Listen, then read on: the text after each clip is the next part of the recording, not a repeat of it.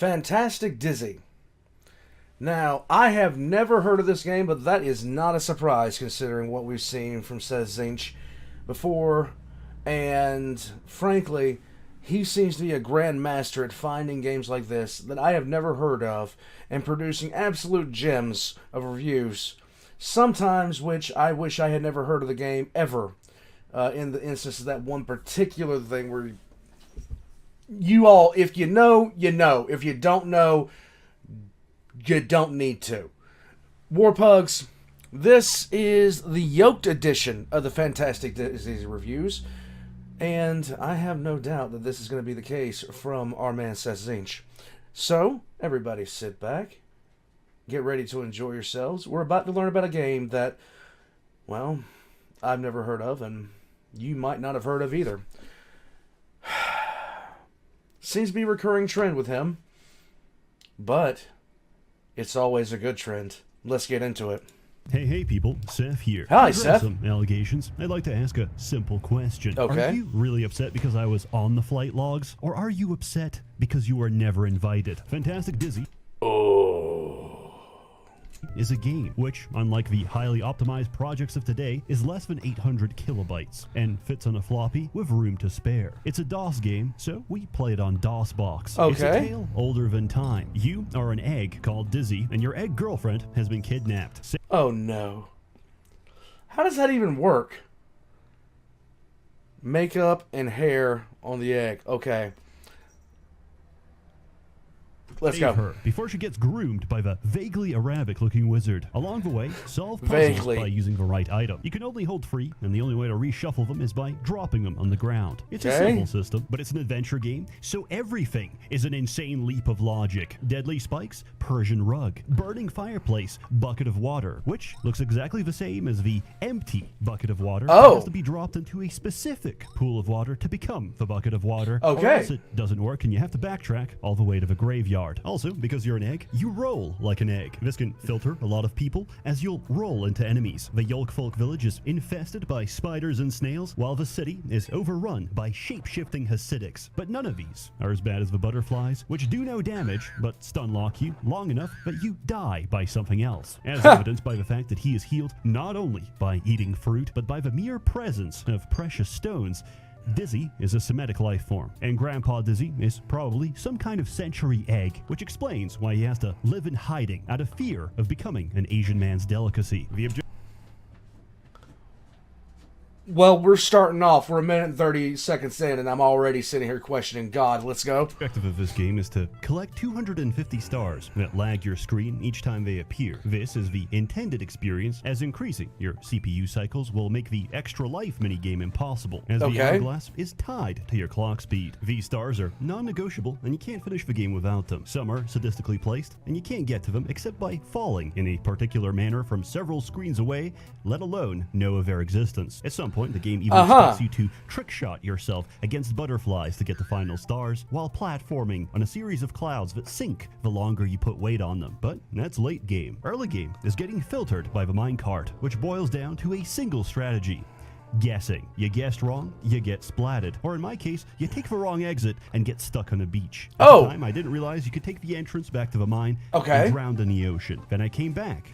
How does an egg drown? News at 5. After the bubble riding minigame and got filtered all over again because I brought my aqua lung, but no flippers, and I couldn't swim out of the bottom cavern. Dizzy has taught me that I haven't progressed very much as an adult, and I'm struggling with an hour-long video game that's old enough to be the child bride that died giving birth to me. At least Wow, we are hitting all cylinders right now. Continue, sir. Is nice. In general, this is a very nice game that you could show your grandma. It's not some NTR RPG Maker slop that would surely break her pacemaker. In the end, you fight the wizard. He's not very good at magic, but he has a mirror, which is good at reflecting magic. He's turned to stone and dies, presumably as an involuntary celibate. Your reward is a kiss from your fair maiden, which I think is reward enough. Recently, I had an epiphany. I cover many games where I have a script, I have footage, but it's not long enough to justify a full video. Then I realized the title of the video doesn't have to be accurate. So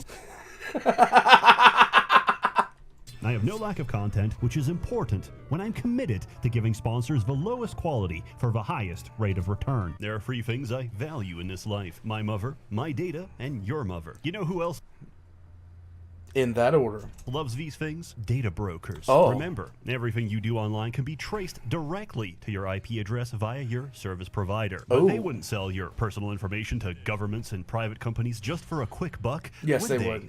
Data brokers use this information to piece together what kind of person you are and sell you ads. Just last week, I Googled one C++ tutorial. I now own 6 pairs of programming socks. I don't even know how it happened. Such is the power of a dreaded data broker. How did they know it was me? Because in one brief moment of foolish weakness, I forgot to turn on ExpressVPN. ExpressVPN masks your digital footprint and stops those pesky brokers in their tracks. And it's not just brokers you gotta look out for. Ask yourself this: who owns the Wi-Fi you use to browse all your favorite content? Is it What? your mom, my mom, your boss? No. Perhaps your local public library. Well, if you and your waifu keep having these not-so-secret rendezvous on their Wi-Fi, they can still see everything, even in incognito mode. Hi, Chris. What's the deal? You feeling okay, good? Now, your mother will disown you. Your boss will garnish your wages. Oh, and no. the library will revoke your card. No! Your JoJo library date is canceled. But Seth, I hear you cry. All this computational back and forth sounds really complicated. Not to worry, my friend. ExpressVPN does all the hard work for you. Just turn it on, hit one button, and voila. All your network traffic is sent through a secure encrypted tunnel. How strong? So strong it would take a supercomputer 1 billion years to crack. Find out how you can get 3 months of ExpressVPN for free by visiting expressvpn.com/Seth or by clicking the link in the description below. It will be down in my description links, and English is a difficult prospect for me at this time of day. I'm not sure why. But it'll be there, okay? It'll be there.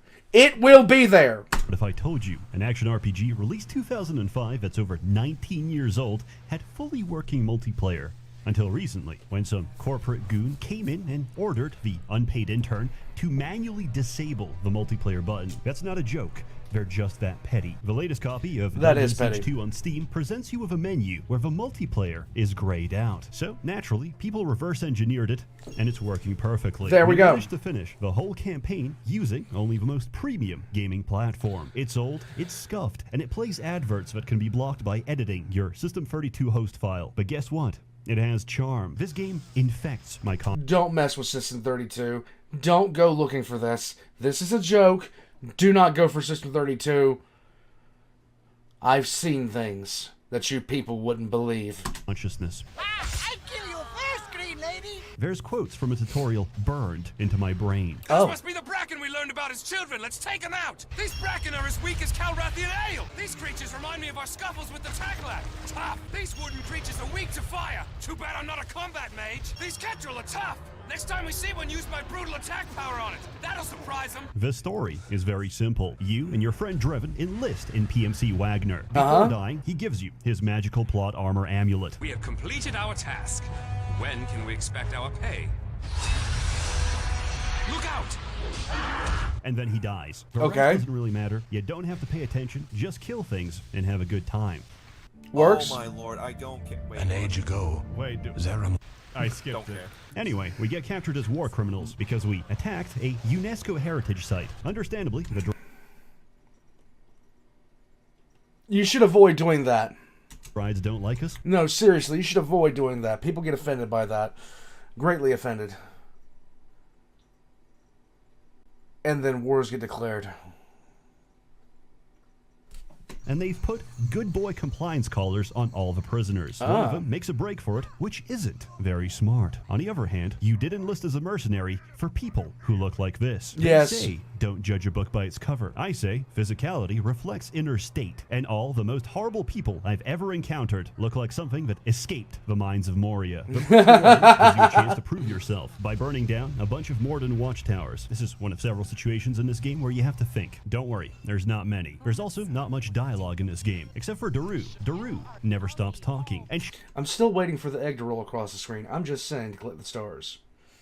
That's just me. I don't know about you guys, but I'm still waiting for that. She will begin her monologue in the middle of a fight. For this reason, I always recommend putting Daru in your party because it's very entertaining to get wiped by a dialogue box. This game can be quite intense. I'm not kidding when I say it's about 1-2 taps and you're dead. Free if you're a tank. And even a trash mob encounter can leave your party dead. That's bad.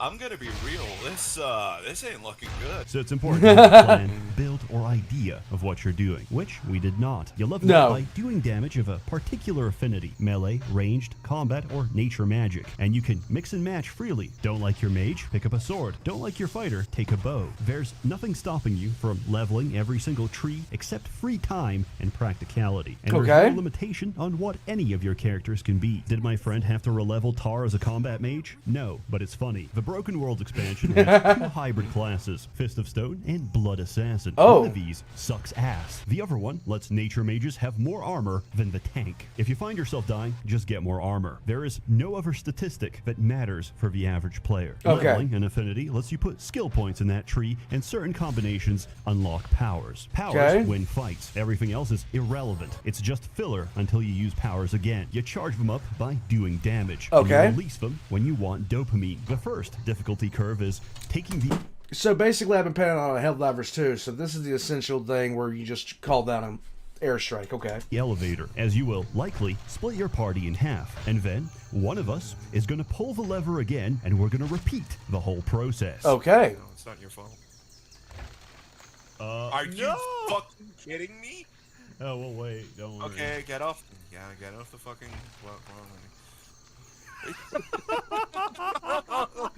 This game is entirely about budgeting because the main thing you spend money on is potions. And you must make an informed decision. Do I buy the regular potion for my level that heals fast for however much money, or the weakest, shittiest potion for 15 gold?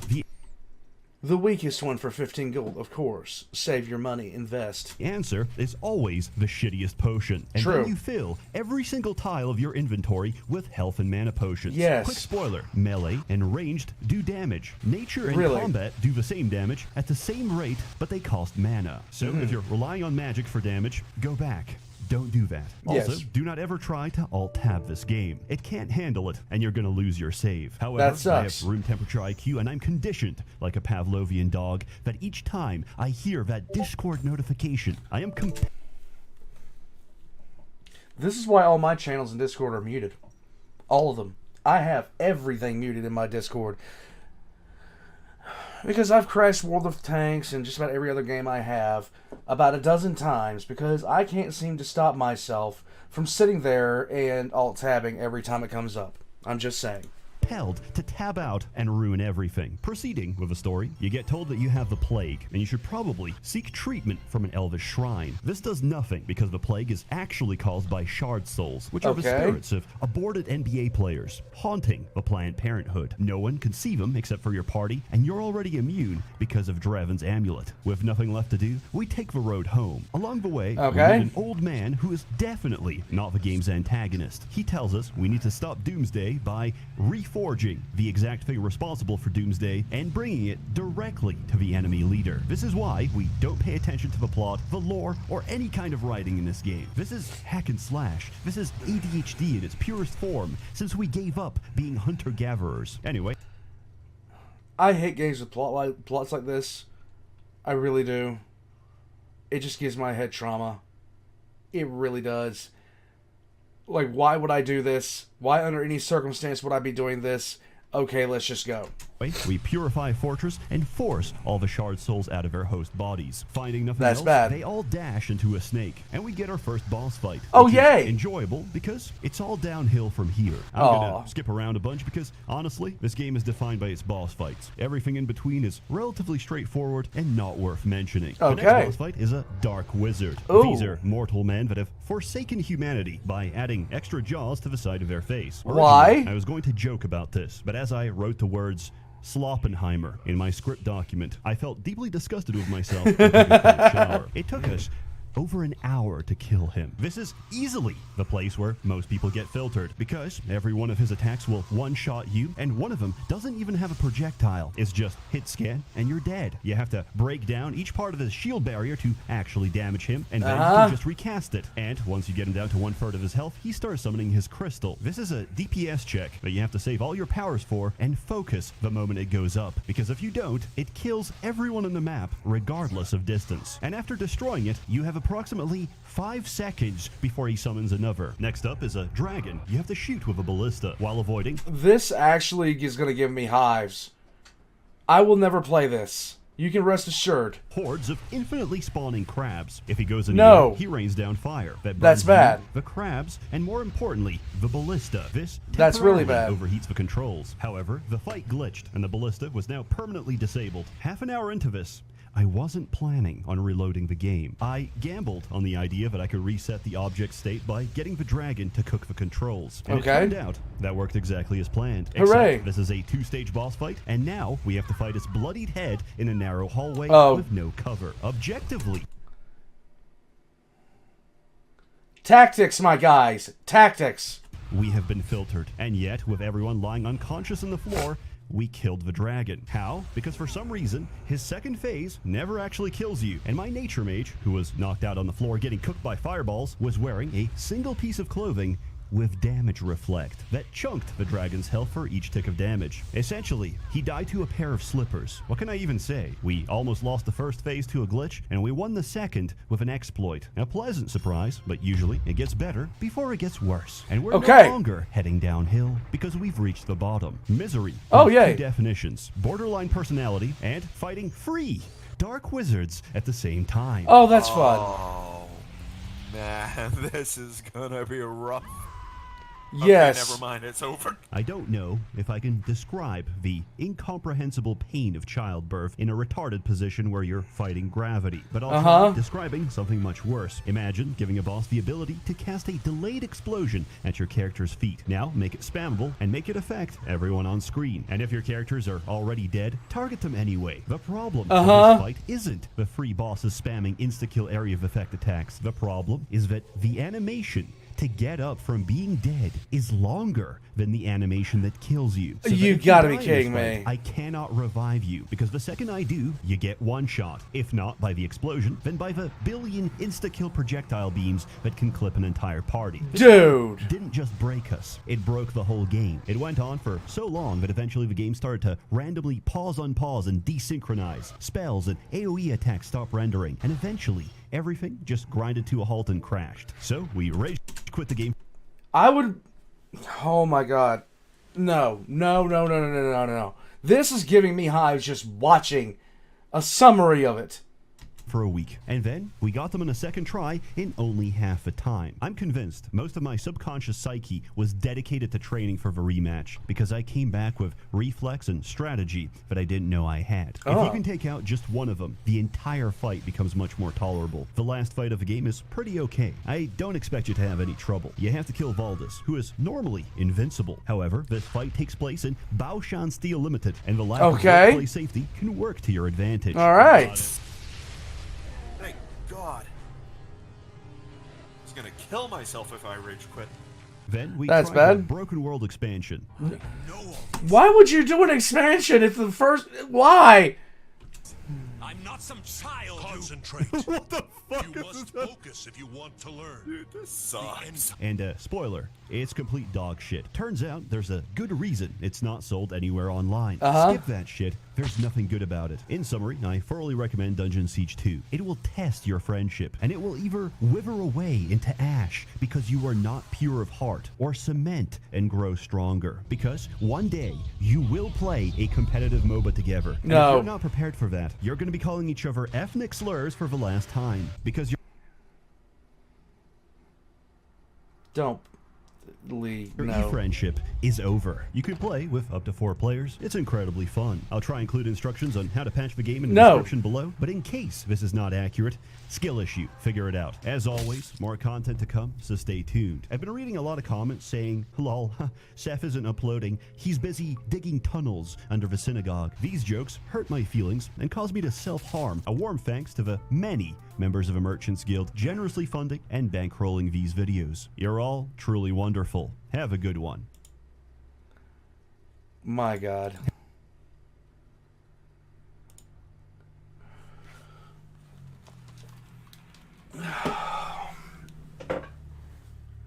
I don't know what to say about that. I don't know what to say about any of that. No, I would not play the egg game. I would not play the one after it. I would not. No. That gives me hives. It gives me hives so bad. But then again, if that was my kind of, I don't know, you guys. I don't know. I'm enjoying Helldivers 2 right now. I think we'll leave it at that. I think we won't even touch anything else until Helldivers 2 is until I can safely say that I've done enough Helldiving for the day. But under the same token, I wish I could play more Helldivers 2. That game is too much fun. It's too much fun. The egg game, Dungeon Finder, CBD torture. Just pure out CAB torture. If you know what it is, you know what it is. If you don't know what it is, don't ask. Honestly, this is my personal rendition of hell, playing games like this, where I just learned to hate myself more and more. Warpugs, this is not the game for me, under any circumstance known to God or man. Check the links in the description down below for Seth's links and, of course, his VPN sponsorship. My links are going to be down there as well. Leave a comment, like, subscribe, all that other kind of stuff. This game is a war crime. Both games are. But just because good times around some I'll catch you guys next time. Someone save me from bad games.